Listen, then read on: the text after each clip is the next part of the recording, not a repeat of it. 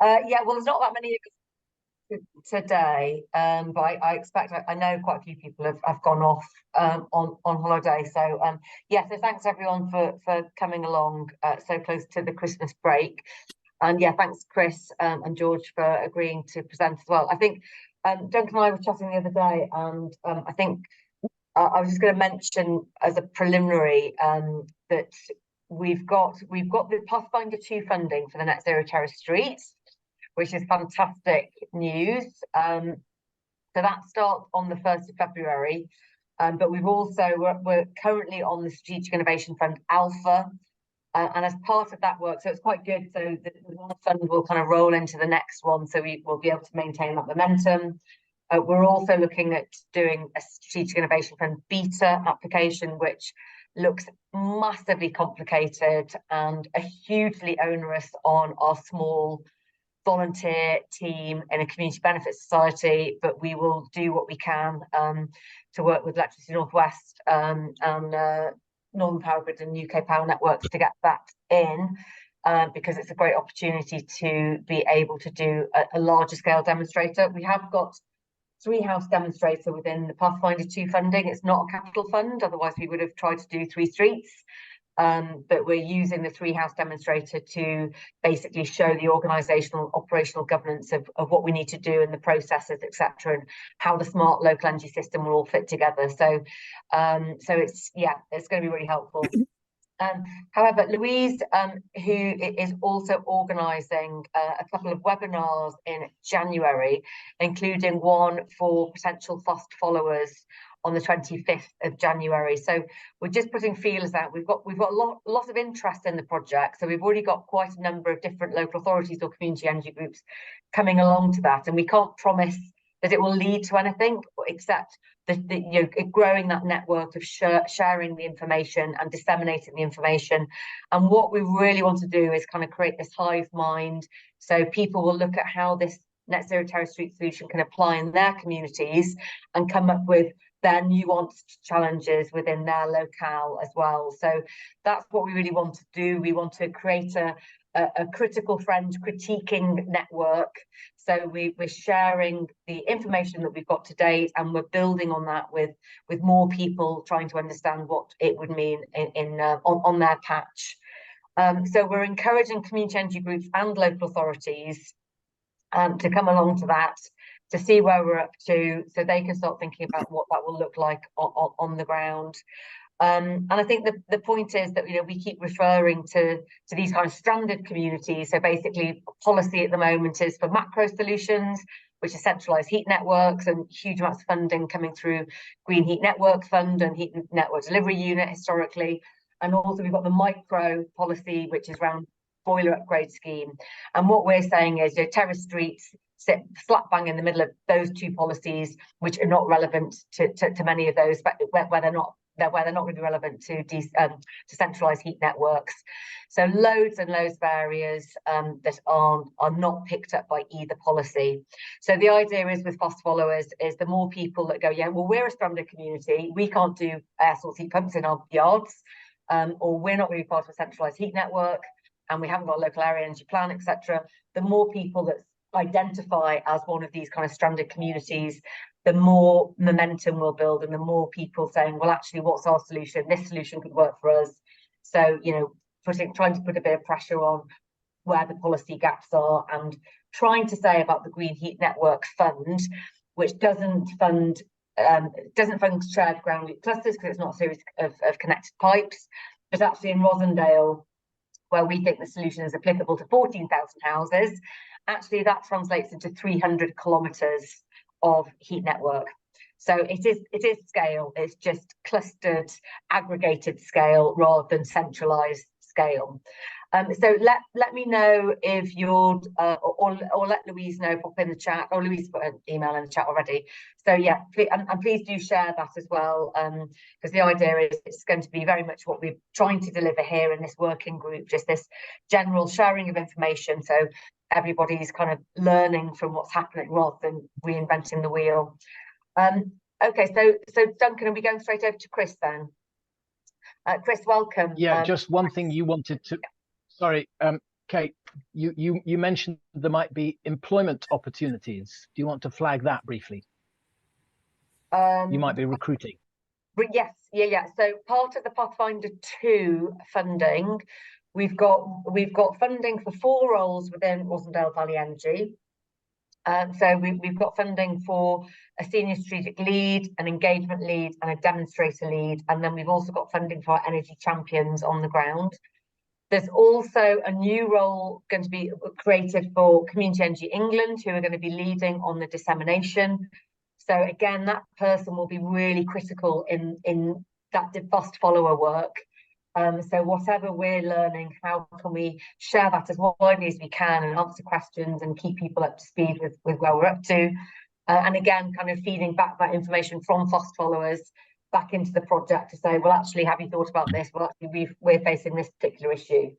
And then there's also we've got funding for 2 roles within Rosendale Borough Council, as a senior lead and a mid-level role as well. And what we're hoping to achieve with those roles is really kind of that wider regeneration plan, how you take one area in Bacup and how you replicate that across Rosendale, but also a lot of work around supply chain. So what's the local supply chain, jobs and skills? How do we make sure that by doing a planned phase coordinated approach to decarbonising substation by substation, we're making sure that we're getting as many local jobs and skills, and we're doing a whole systems approach. So we're looking at EV charge points, we're looking at greening streets at the same time, as kind of holistic thinking.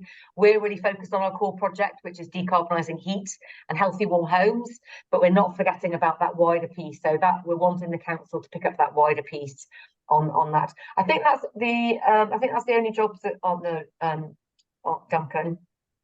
Yeah, just to say that any non-local jobs will be advertised through the CEE newsletter and on the web page, so keep an eye out there.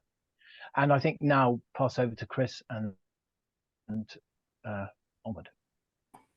Thanks. Pardon me. Thanks, Duncan. Thanks, Kate. Right, let me first share my screen.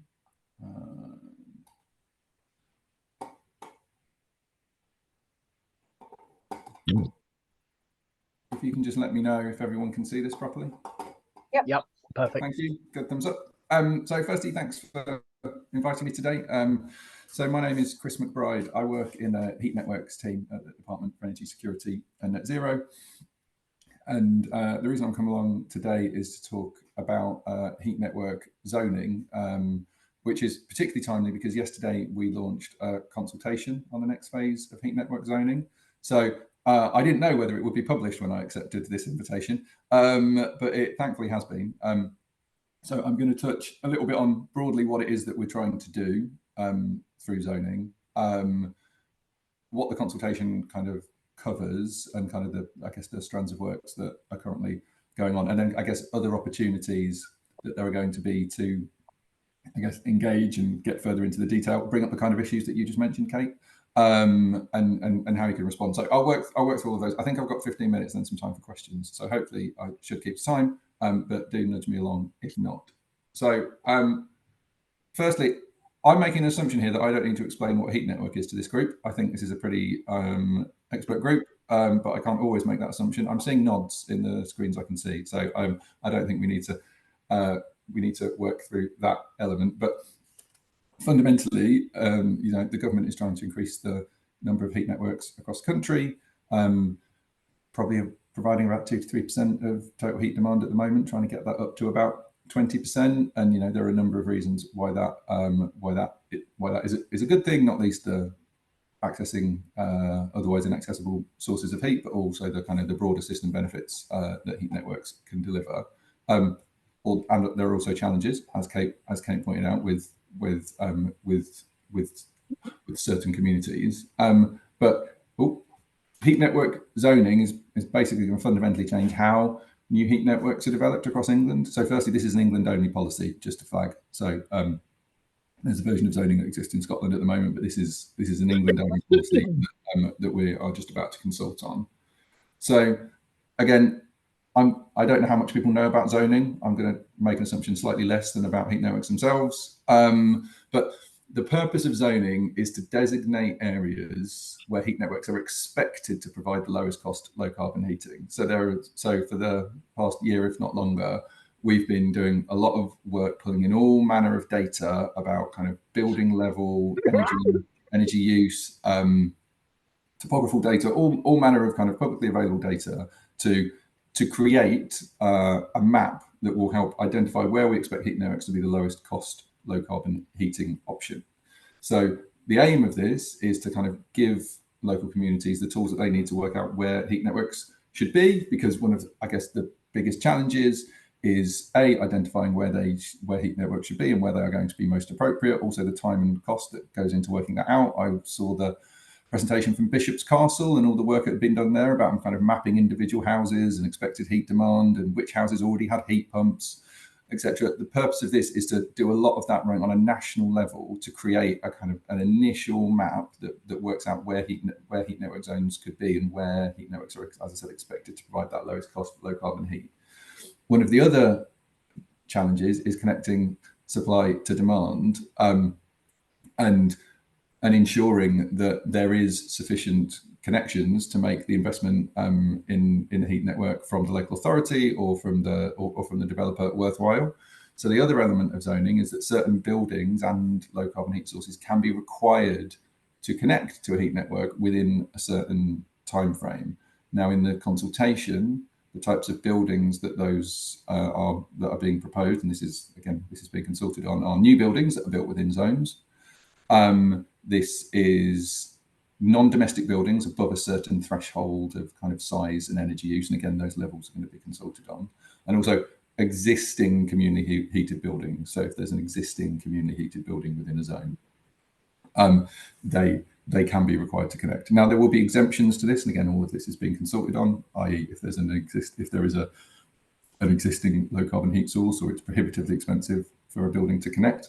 But again, this detail will be is all in the consultation. But the intention is that this is helping to kind of remove some of those barriers to kind of developing heat networks. But again, as Kate touched on, this is about, I guess, this is not exclusively, but probably largely about kind of larger kind of town scale heat networks, and may not necessarily be on the community level. However, that doesn't mean they won't be identifying kind of potential zones, and also it doesn't mean it's something that it's helpful for you to be aware of and how the work that you're doing kind of fits in to the work on zoning. So in terms of how this is going to be delivered, there are basically kind of four elements to this. The first one is, I guess, the legislation and the rules and the guidance. So the enabling legislation that allows zoning to happen was part of the Energy Act, which received royal assent back in October. So that kind of laid the groundwork for zoning can actually happen. There will need to be a lot of secondary legislation that then puts all the kind of the actual detail of how this is going to work in reality, and that is what we're currently consulting on. So this was published yesterday. I can share the links with Duncan so everyone can kind of so everyone can see it after the session, and that's open until the 26th of February. So although it was published just before Christmas, this isn't a kind of 3-week consultation ruining everyone's Christmas. There is plenty of time on the other side for people to respond. So in terms of kind of where the zones will be and how this will be communicated, I mentioned that the zones will be identified through this national methodology, and we're also looking at developing a kind of a digital product that will enable people to go to where the see where the zones are, really kind of zoom down in integrated detail. And again, this is something that will be developed so people will be able to like really engage with the detail on this. The next element is, I guess, the process by which the zones will be built. Again, something that we are kind of aware of is there's a number of different ways in which zones can be taken forward at the moment, and we want to kind of simplify this as much as possible. So there are, I guess, more kind of standardized routes for developing heat networks in each zones, and kind of specific ways of doing this, whether this is a kind of an authorization route from the local authority or a joint venture or some kind of concession. But again, just making sure this is more consistent to help kind of simplify across the country, but also help to kind of reduce costs and differences. And a really important element of this is that we're going to be creating these zoning coordinators who we expect to be housed within some level of local government, and what level that will be will probably differ between areas. And also it will differ between different areas, but I guess the one area that we don't expect it to go down to is kind of parish council level is just, I guess, one thing that's worth flagging. And the role of the zoning coordinator would be to take that national model that we've talked about in their specific area, and then be responsible for taking forward the plans, for refining it, for working out what that actually means in reality in their local area, and then kind of bringing forward the plans to develop the zones in their area, working with developers. Now, we recognise that there may not be I guess the capacity or capability in all local areas to fulfil that coordinator role, and also there needs to be some kind of central, I guess, body kind of overseeing the zoning process, and which local zoning coordinators will work with. So we will also be creating some kind of central zoning authority, which to begin with we expect to sit within the Department for Energy Security and Net Zero, to kind of fulfil that central function, and also would be able to pick up that local function where there wasn't anyone to do it, or that kind of capacity didn't exist. And then last, we're trying to work with a number of local authorities at the moment to, I guess, get some kind of zonal scale heat networks moving as quickly as possible. The ambition is that zoning will come into force from 2025, and we want to be working with a number of areas kind of before that to ensure that kind of an initial batch of zones can be in construction by the end of 2025. So again, this is a bit of a whistle-stop tour in 15 minutes, but hopefully gives a flavour of kind of what it is that we're doing and what we're trying to achieve. In terms of where the zones are, the map on the right-hand side of this screen is in the back of the consultation, and is an indication from an initial run of the model of where the zone's going to be. So the orange spots are potential heat network zones. So this is just an initial model run, is not a final version, but we're providing it as kind of an indication so people can see like where zones are expected to be, where they are, the kind of the distribution of them, the potential sizes. So obviously this is a national policy, but zones are not going to be everywhere. And that doesn't mean that there will never be a heat network not developed in a zone, but hopefully this is just a helpful indication of kind of the scale that we're looking at. And obviously this final model will be refined through the publication and then published next year. I've touched on the consultation, and as I said, this has been published yesterday, and there's 8 broad sections to this. So firstly, it's those zoning bodies, like who are the body, like what is the role of the national, what is the role of the national body, what is the role of the local coordinators who will fulfil that function. Then there's the requirements in zones. So, what are the requirements on buildings and heat sources within zones? How should that work? What are the thresholds, etc., etc. How zones are identified and refined, what I touched on earlier on with the model, and then the kind of the local refinement area.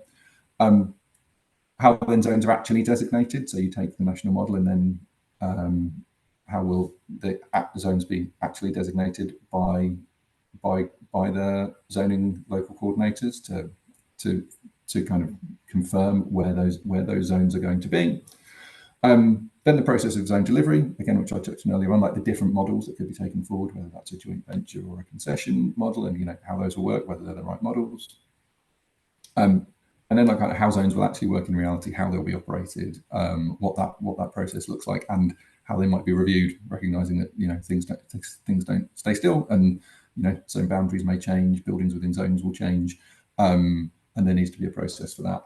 And then finally, the kind of any kind of enforcement penalties and appeals that might that need to be put into place, whether that's networks not meeting meeting emissions limits, for instance, or pricing or something. So there's also an area around that. So it is, I will admit, it is quite a long and lengthy consultation, but this is a long and complex area. These are the kind of the broad areas that are covered within consultation. And we're running a number of events next year to kind of get into this further, which again, I'll share all the links with Duncan, so you can come along if you wish. So the first one, probably not, I imagine for this group that relevant, but a bit more of a basic introduction to zoning of like what it is, what we're trying to do. It will basically be a longer version of what I've just gone through, to kind of set the context, I guess. That's on the 4th of January. Then on the 9th of January, there's a more detailed overview of the consultation. So again, a longer version of the previous slide of like what is actually in the consultation, what are we trying to achieve through it. And again, there'll be an opportunity for Q&A at that. So if you are interested, and then there are 2 further sessions on kind of specific areas of the consultation. One on those requirements in zone, so getting into greater detail about what those requirements on buildings and heat sources might look like, and again offering an opportunity for a question and answer session. And then finally, on the 26th of January, a session on delivery of zones. So how do those different delivery models work, and what they look like. Recognizing that not everyone will want to attend all of them or any of them potentially, but kind of providing different levels of engagement should you wish to. And then we're doing all manner of other things with kind of various groups not dissimilar to yourself in different sectors, like housing associations and commercial property, etc., etc. Hopefully that sets a decent kind of context, and I know this has been a whistle-stop tour to something that that you may not have been hugely familiar with before, but this is, I guess, just the start of the work that we're going to be doing in the new year. If it is something that you want to know more about, you can subscribe to, we have kind of an email newsletter that promotes these kind of events. We'll have further information about the consultation, reminders of deadlines and other things that we are delivering. The link is on gov.uk, or you can use that QR code. If you take your phone and take a photo of that, it will take you straight to the link where you can sign up and making sure you're getting all that information that we are putting out. Hopefully I've stuck reasonably well to my 15 minutes, and that has been I guess a helpful context setter for what it is that we're trying to achieve. Again, taking on board Kate's comments at the start that this may not be I guess as relevant for some of the projects that you're taking forward, but hopefully helping to kind of understand the context of what it is that this is trying to achieve, and where the opportunities and the challenges may be, and would encourage you to use the consultation to kind of set out those challenges. So thank you.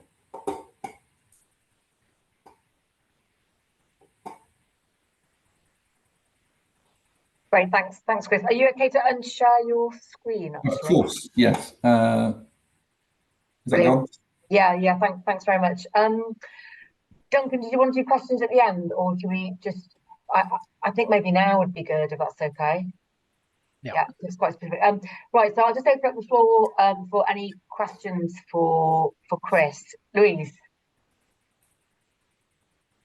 Yeah, sorry, I've got my updating powers in place hat on at the moment.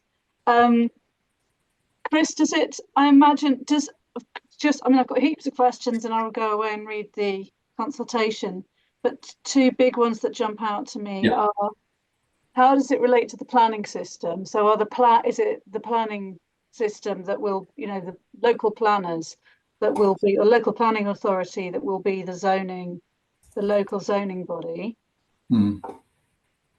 How does it relate to the regional energy systems planner?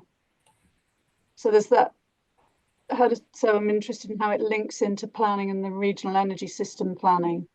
And then I suppose on a selfish point of view is, could this put the kibosh on what Kate and I are working on, which is if someone designates a zone and you've got a better solution or a different solution, and then they're fiddling around not getting on with delivering it, can you get in there and say, well, you've wasted 2 years, we're going to go with what we want to do?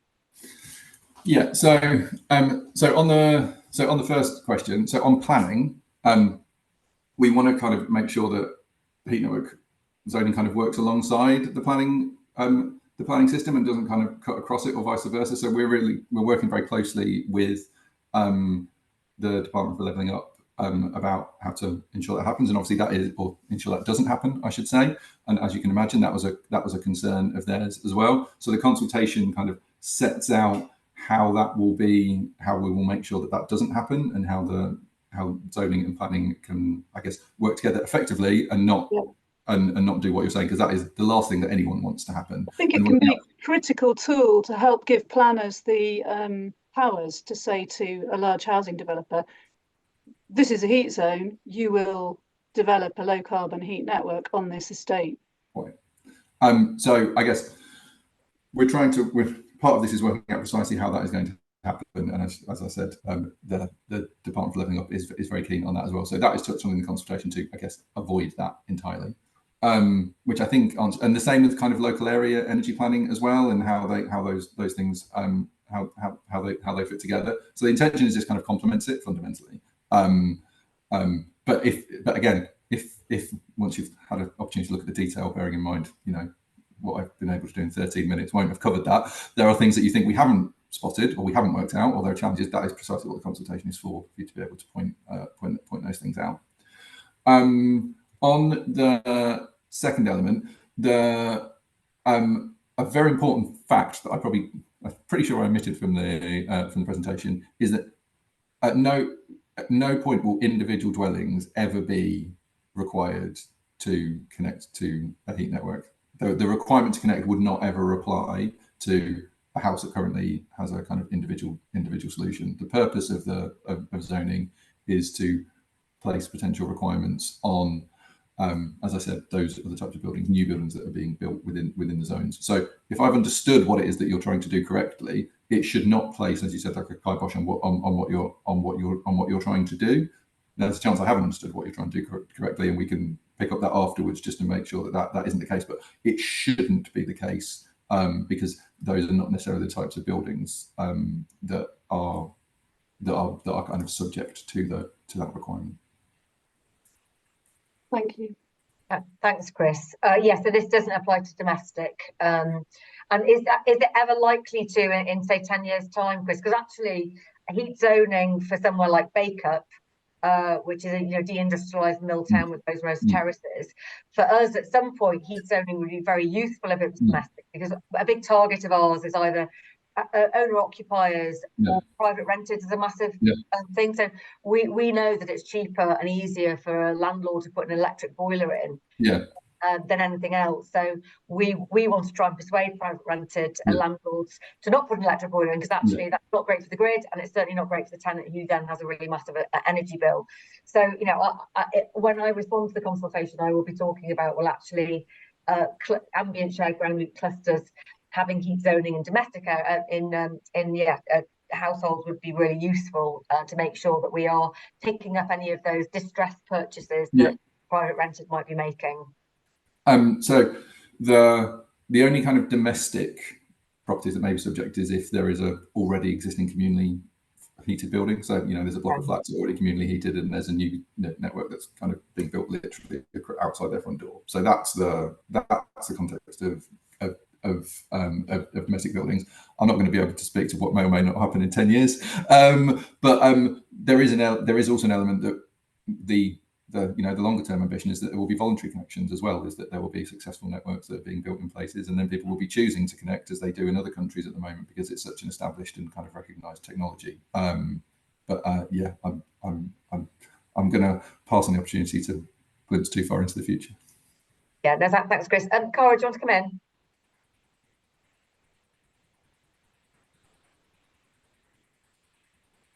Thanks, sorry, slow button. And it might be that it's the end of the year and I'm feeling a bit confused, but this isn't about domestic then. This is more about industry zoning for waste heat because it's very urbanized. I was looking at the map and going, oh, well, there's not much looking for rural Somerset. And you'd think that villages and some of those communities near, I don't know, agriculture, for example, could be opportunities for AD and heat networks or other versions of reclaiming heat. So is that not the case? And we're looking primarily on the industrial side of things. Sorry. So where the map that I shared, which admittedly is very large and quite zoomed out, is, I guess, an indication of where they're going to be. And I guess what the model attempts to do is identify where a heat network is expected to provide the lowest cost low carbon heat. So it might be that in those areas, like there's obviously to create that model, you have to have a counterfactual, and the counterfactual is an air source heat pump. Now, it might be that based on that model, that has been determined to be the lowest cost solution to produce the model. Now, that does not mean that it would not make sense potentially for a heat network to be in those rural areas, but that is the intention of the model. It's not necessarily just about kind of industrial. When you say industrial, do you mean heat sources or users? Sorry, just so I understand. Sources, I guess, primarily, because there's obviously a lot of untapped wasted heat that could be redistributed into the local community. Yeah, so it would be looking at waste heat sources, but also it might be large scale air source heat pumps. It could be large water scale heat pumps, like the system in Bristol, for instance, that has the large water source heat pump on the harbour there. So I think, as you can see, the map kind of has identified a number of more urban areas, which, as I said, doesn't mean that heat networks will not be built in more rural areas. But I guess I just wanted to make sure that you had the context of this piece of work moving forward and how we'll be doing it. In terms of like users and the buildings potentially required to connect, as I said, that will be new buildings that are being built within zones, those large non-domestic buildings and existing community heated buildings. So it's focusing mainly around electrified heating then, as in heat pumps of some description. Well, that would be one option, but then, as I said, it's also looking at identifying what other sources are within the zones. And again, there's an element of that is within the consultation that I haven't really touched on, as like those local coordinators will be looking at what are those heat sources within the zones that may be required to connect. And obviously that will be different in the different zones. Right, thank you. Thanks, Chris. I mean, just to come before I bring Dan in, I mean, I suppose for me, having worked on centralised heat networks, over a decade ago, and I think out of not very many of them went forward, and we kind of look at the heat network delivery units, and I think it's not so much creating the demand for the heat, but it is actually the massive amount of development finance that's needed up front with centralised heat networks and the risk that's associated with that.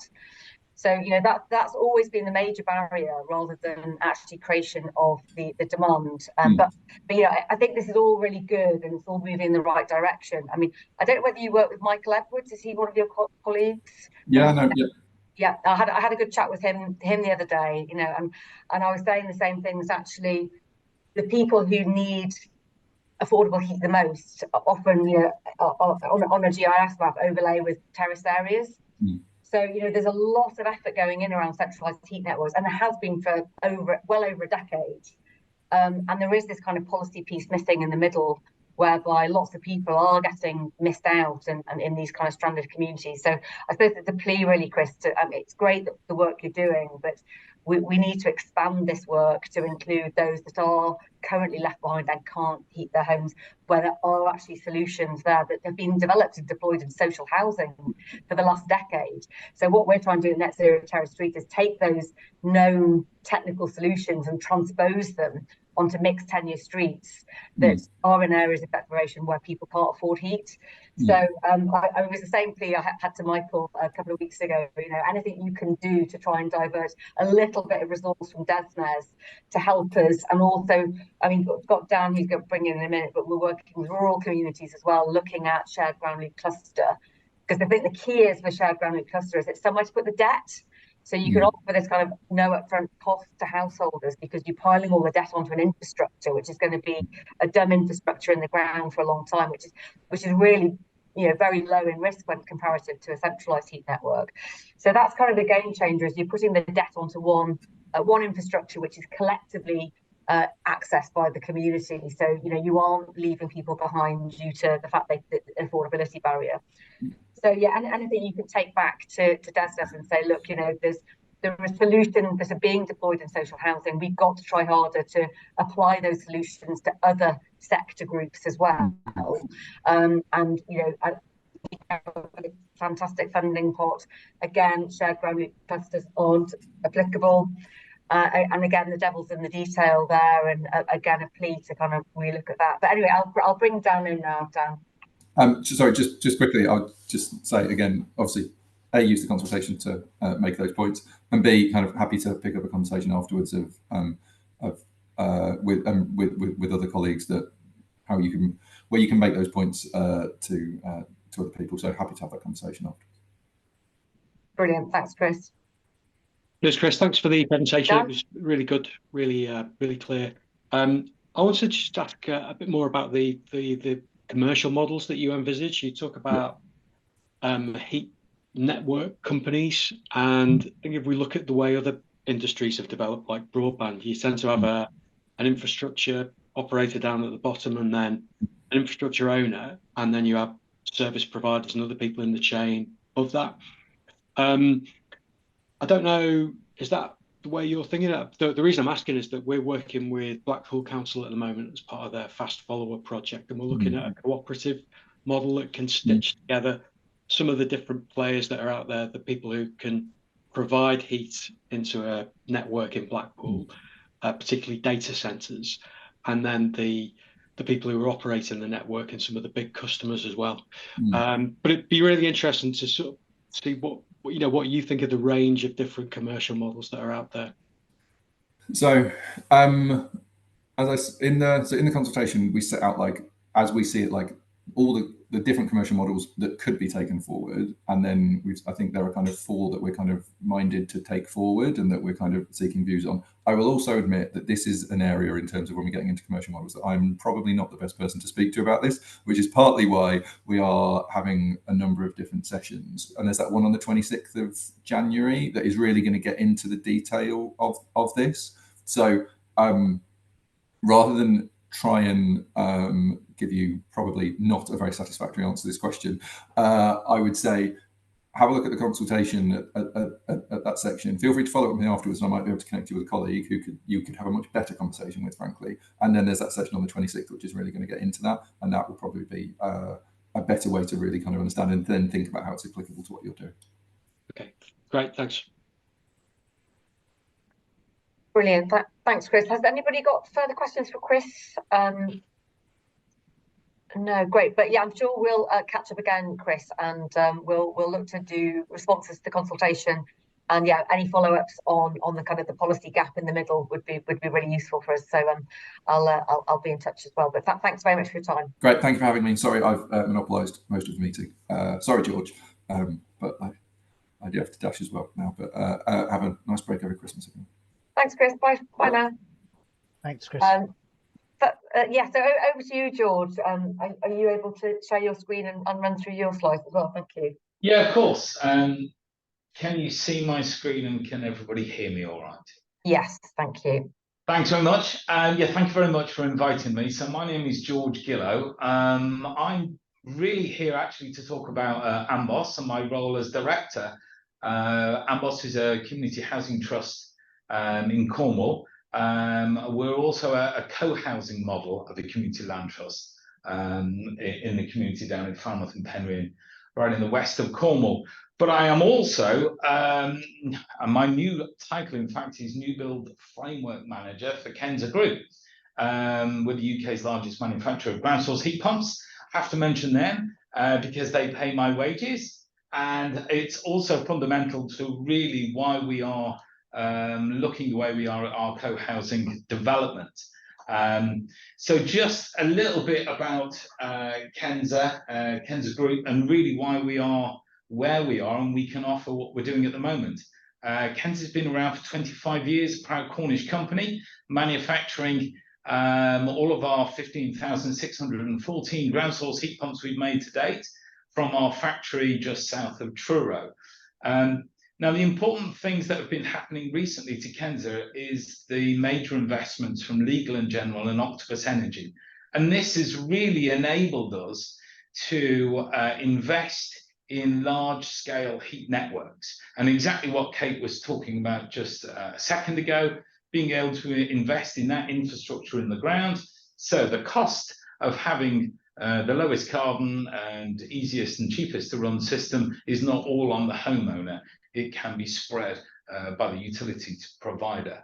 So that's why we do ground source heat pumps. we only make ground source heat pumps. And we are quite evangelical about it, and we don't really make any excuses about that. However, there is completely the role for air source and other types of network, as we've just heard. It's not all about ground source, but that's what we do, really.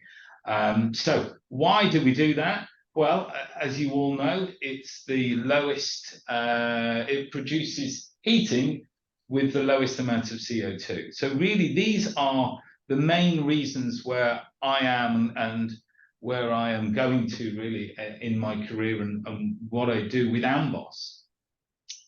Reducing fuel poverty. That's kind of the other main part of a ground source heat pump. Just a bit about my background. I started off as a building surveyor many years ago in Brighton, and working with Brighton Council and looking at the existing housing stock within councils. So from that, I went to build new build as a land buyer in Sussex in central London, and working really within the private house building industry. Later on, I ended up at Cornwall Council, moved down to Cornwall with my wife, and was a development manager for the local authority down here in Cornwall, building social housing, council housing, exactly how it was. And so then very soon after that, I started working for DESNZ. And when you start rolling all of those things together, it very easily leads on to kind of what I'm doing with Community Land Trust and Amboss. So yeah, Amboss is a group of kind of local people who got together. We are a group of architects. We've got some geology consultants. We've got some very well-meaning social entrepreneurs. And we've put together Amboss, Falmouth and Penryn Community Housing, CLT. We don't just think about housing. We've looked at trying to support the local skate park, trying to put together plans to save the local swimming pool. It's kind of a community asset base. And the whole idea is trying to take on board anything that's going to be community asset in the area that's struggling, and see if we can't do something about it. Personally, from my point of view, and one of the reasons why I'm director of Amboss, it was that we didn't have enough housing in Cornwall. It's a very well-known issue that places like Cornwall, the Lake District, and other parts of the UK have major issues with housing for local people. The price of housing in Cornwall has gone through the roof, yet the wages, the average income hasn't gone through the roof. So when I look at my family down here, I'm a father with 4 children, and they are all in their 20s. And there's no way they're going to be able to get a house in Falmouth that they could afford with the sort of wages that are on down here. So that's one of the main reasons behind getting to grips with the problems and actually trying to do something about it. If you look at council housing, there's 18,000 family groups on the waiting list for council housing in Cornwall. There's no way they'll all be able to get a council house, so they are banded from A down to G. And at the top of the banding, you have single mothers that are desperately in need with small children for housing. And of course, they are the priority housing. So my son, a 22-year-old young lad, working on building sites, is going to be well down the list. And so the idea is that a co-housing group would be able to offer housing for people like my son, as well as couples that are professionals, and not necessarily, it's a different way of looking at housing. And perhaps my son wouldn't be able to afford washing machines. He wouldn't need to use one every week with the amount of washing he doesn't put our way. So it's kind of shared resources, as well as being able to be housing opportunities for people who can't necessarily afford it. So it's a lot to do with the way of being involved in society.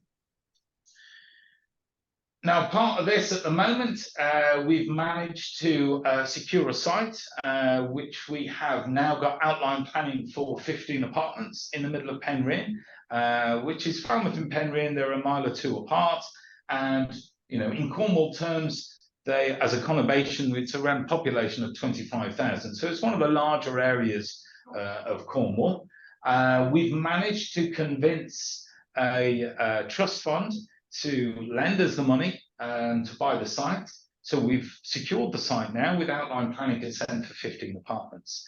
As most community land trusts, we haven't got a great deal of money between us. There is a certain amount of money in the bank, which we've raised through selling shares for the community land trust. So the idea is you pay £1 and you become a member, and that enabled us to start generating some funds. Cornwall Council have been very supportive and have enabled us to apply for some early stage feasibility funding, which promises to provide around about £40,000 to get the development off the ground. And Homes England as well is making very good signs for us to really provide a major amount of the capital we would need to get this thing off the ground. Networked heat pumps, as you can imagine, that's the way we're going to go. Now, the funded offer is really important on this, exactly as we've been working towards in other developments, which I think Lisa has spoken to you about, in villages in Cornwall, the heat the streets. The funded approach, certainly Kate has spoken about this in the past, where a third-party finance institute. It was interesting, I was talking to people yesterday about why it wasn't Wales and West or the gas providers that were really pushing this forward. They just missed the boat. I believe this is the case in North America, where the gas companies are already looking at putting in the infrastructure for a networked heat pump solution. But here at the moment, it is very much the entrepreneur investors like Legal & General and Octopus that are putting the money in to finance the networks. So how is this all going to help the community land trust and actually get our development off the ground? As I say, we've now bought the land, we've got outline planning consent, and we've set ourselves 12 months to start putting the spades in the ground. At the moment, the development looks to be costing around about £2 million. We've got a very friendly cost consultant and a chartered quantity surveyor involved. And with a bit of fiddling, we've managed to get it down to around about £2 million. We think this is probably going to be a development that is going to be a self-finishing block of flats. This may sound quite strange, but I know there's been models in London and in other major cities where housing is in crisis. Where this can work, you know, the idea of, well, you don't actually need to decorate the house for somebody to live in. Okay, if you go a bit further than that, maybe you don't need to put plasterboard and plasters on them. Maybe you don't need to do that second finish, second fix joinery. There's certain elements that you can really value engineer on, but still make it a warm and dry place for people to live that they can afford at the moment. So with a ground source heat pump system, this is really what we're talking about. The idea of it being a cost around about £10,000 per unit. This cost is coming down at the moment. And one of the main things I'm working on at the moment as my new job as new build framework manager is looking at ways to really reduce this cost. I've been set a target by the directors here at DESNZ to actually offer the full system, that's infrastructure in the ground, and white boxes and hot water cylinders in the house for £7,500 per unit. Now that would be half again to the developer, whereas the infrastructure owner would take on the cost of the network in the ground. So when you think of this further, talking to a new build developer the other day, they said, well, can't your investor just pay for more than 50%? Yes, of course. And that's what we can do to our community land trust and housing associations. And anywhere where the capex is really a barrier to actually building it, and your net present value just goes into major negatives. If you've got a funder that can say, okay, it's not just the pipes in the ground we're paying for, we're investing in a long-term solution that will give a payback over a long term. And that's what really the major investors are looking for. putting in large amounts of capital, which will give them a guaranteed return on investment over a long period of time. And that's exactly what this kind of system can give them. It's got longevity and it's got net zero credentials, exactly what they're looking for. So instead of just thinking, okay, it's a kind of 50% for your pipes in the ground and 50% for your kit in the house. Well, let's just think of it as a number to invest in. So, okay, instead of 50% of your 7.5 or 10,000, we'll put in 75% of that 10,000. So again, reducing the capex to the developer or the land trust or the housing provider. And that's a real benefit. Just that 5 to 10% reduction in capex can make a big difference to the net present value and make a big difference to actually what the end product is going to be. The long-term recuperation of that finance obviously has to be paid in some kind of service charge. At the moment, to a private developer, we calculate it as a standing charge, like you would pay for the gas industry, exactly like your gas connection. With the cost coming down and down, that monthly connection charge is also coming down. And we can put that onto a management company charge for a block of flats. In the build-to-rent industry, this is an absolute small amount compared to the hundreds of pounds they're paying a month for the service charge. And if you can start to roll that together with the heat network, as exactly what Chris was talking about just earlier, if you can add in cooling, if you're looking at 5th generation district heat systems, again, the capex is coming down and down, and the running costs are coming down, all tied in together towards that kind of net zero, really low bills. Octopus themselves at the moment are starting to look at zero bills offer. This idea, if you can put enough PV in your development, if it can create a fifth more, 120% of what that building requires to use in electricity, they can actually do a deal which has got zero bills. Now, this to a co-housing trust is just like a magic number, because then all of a sudden you've got people in that development, maybe on low incomes for one time in their life. You think you go through a period of thinking, I can't afford this at the moment. I've just lost my job. I've got a baby coming up. There's all sorts of trials and tribulations that families go through, ups and downs with income. And if you can have a set cost with no bills and move away from the kind of oil industry peaks and troughs that we've seen in the last few years, this is kind of a real holy grail of housing that we should really aim for. So you roll all that together with the other ground source heat pump benefits of the lowest running costs and easy compliance with the future home standard coming forwards. This, for a community land trust, makes things a lot easier. So as well as tying in with doing our best to stop the major emissions of CO2 and doing our best to help climate change. So that's kind of a very small snapshot of how I see ground source heat pumps and the networked heat pump solution really helping a community land trust get their developments off the ground. I know it's a bit of a strange mix of trying to sell heat pumps on the one end and trying to build housing in my spare time, but that's kind of what I'm driven to do at the moment. So that's great. Thanks so much, George. Are you okay to unshare? We've just got a couple of minutes for yes, questions. Thank you. I think, yeah, I think you said it all. Obviously, the key for everybody is to try and bring down the cost of the boreholes and the kits. Obviously, that's the biggest cost we're looking at in Net Zero Terrace Street at the moment, and something we're really keen to, through economies of scale, obviously try and reduce.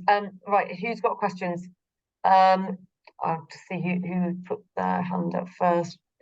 Duncan, do you want to come in? Yeah, just very quickly, if we're looking at 7.5K per unit, surely if you put that into the fabric, you could remove the need for a heat pump and actually have a much simpler system that doesn't have to have a piece of kit that breaks in each house, but just has a supply of heat that for the whole unit that supplements when it's really cold outside, and people can just turn it on and off. And again, that could be virtually cost-free. Well, I mean, the sort of kit we're talking about, the 7,500, is including your infrastructure in the ground. So you're in the house, you're only talking about a very small heat pump. If your fabric first approach is towards passive house, you still need that small amount of heating. So our heat pumps are getting smaller and even more efficient. The newest heat pump is the NX, which has now got a COP at 0.35 of 4.65. So we're really busting the sort of 500 to 600% efficiency, very low running cost. And that's even bettered when you've got the compensators, the weather compensators attached. So you still need some form of heating in your house or apartment, however good your heat loss needs to be. But yes, completely if you can reduce your heat demands first, and then we'll provide a heat pump that can then provide the heating that's needed at the very lowest costs. The idea with the community land trust and building like that, it's then a community asset, and it can be all afforded by the trust, or if it's a build to rent project, that's really popular at the moment. It can all be taken away from the individual's income. It can be a just management service charge that is a fixed amount. Thanks, George. Cara, quickly, have you got a question? How's come in? Yeah, just really quick. It was good to hear about the link with the PV to help supply the energy requirements. I'm just aware that as we all switch more over to electrified heating, the demand to generate enough renewables really is also part of the story, and how we can encourage and link that up maybe with community energy installations as well. Are you looking at that as part of it, or you're just purely looking at the development and the heat pump solution? We're looking at very much so roof-based PV generation, but also PVT, with the idea that then if you've got the solar thermal element of the photovoltaic panel, that goes straight into the ground array, the hot water. In the past, people have put it straight into the hot water cylinder, but we find it more efficient if you can put that hot water into the ground array, so it reduces the running costs because it increases the incoming temperature. So if you can increase the incoming temperature to your heat pump, saves a massive amount in running costs eventually. So yeah, we really look at all the situations. And then exactly what Chris was talking about in the network zoning, the idea of making ground arrays 5th generation compatible. And we're looking at one in Truro at the moment, with the idea then that can be connected to a wider district heat system in the future. And so any waste heat, sort of supermarkets, data centers, in London, we've got systems that are taking heat out of the underground, and any way of just putting heat and capturing it into a network solution, it just makes it cheaper to run and reduces fuel poverty in the air. But also opportunities to link with onshore winds. I mean, I know today we've heard in the news that we're all going to be paying an extra £40 on our energy bills because they have to keep switching off the wind turbines. It just seems madness that we're not matching our demand profiles to ensure that we generate what we need to maximise those kind of renewable energy generation opportunities. Yes. Yeah. Okay, I think we'll probably have to wrap it up there, but yeah, really good point, Cara. I mean, that's all to do with obviously the transmission constraints that we've got as well. I think that just to follow up on George as well, I think the problem is with waste heat that moving waste heat is actually really expensive, and low grade waste heat hasn't got huge amounts of value. So I think there's so many complexities to then linking systems together, but I know Bristol are looking at that as well. But it's great to hear what's going on with you, George, and please do keep coming along and updating us on where you're up to. And certainly really keen to carry on getting an update on how you're getting the costs of boreholes down, because we know from our techno-economic model that these are really marginal projects, so every little slice and dice that we can make, savings here, and cost of capital obviously a really big thing as well. So the more we can keep on adding details into the techno-economic model that we share with our FOSS followers, then the better. But